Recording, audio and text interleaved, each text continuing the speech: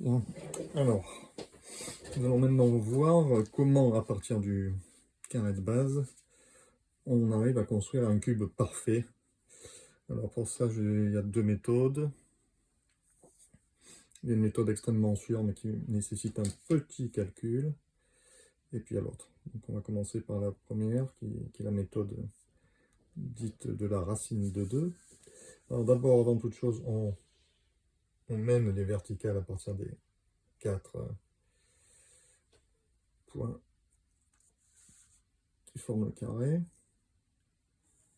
Car forcément, la hauteur va se situer, la hauteur de l'arête qui est au premier plan ici, va se situer sur cette verticale. Hein.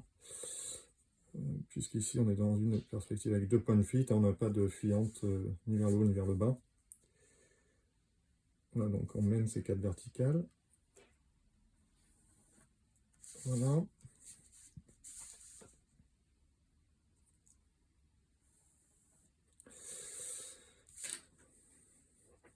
Et ensuite, en fait, on fait une observation simple. Hein. C'est que notre carré étant vu comme ça, en fait, il y a une proportion remarquable dans tous les carrés. C'est qu'en fait, cette longueur-là est égale à celle-là divisée par racine de 2. Donc, c'est-à-dire que, en fait, le diamètre de ce carré, alors ce point précis du plan, ici, eh bien, la hauteur de l'angle, ici, ben, c'est égal à celle-là. Voilà. Donc, pour obtenir ce point, bon, on ne va pas faire une petite découpe à chaque fois comme ça. Donc, pour obtenir ce point-là, on va appeler E, il faut en fait mesurer sur votre dessin, donc D, BD, ici, qui moi sur mon dessin fait 11 cm 2, et il faut diviser BD par racine de 2.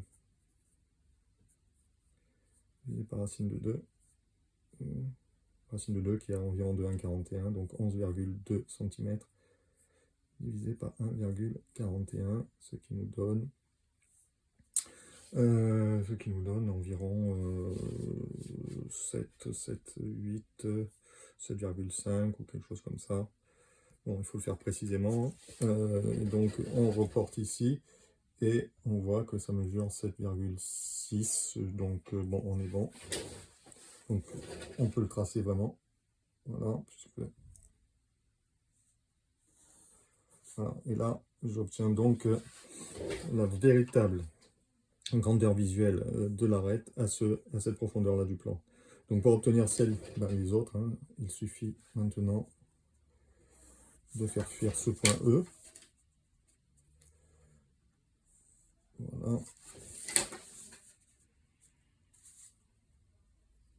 Puis, une fois qu'il coupe la verticale en A, ben, on fait à nouveau, on mène la fuyante vers F2, on trouve l'arête donc en D, et pour la dernière, eh bien, il suffit de faire fuir de l'autre côté. Voilà, et on obtient la grandeur visuelle de l'arête la plus lointaine, et donc on vérifie, hein, c'est toujours bon de vérifier un peu, on vérifie qu'effectivement la logique est imparable, heureusement. C'est-à-dire que l'arête la plus éloignée nous apparaît la plus petite. Hein. Voilà, tout est normal.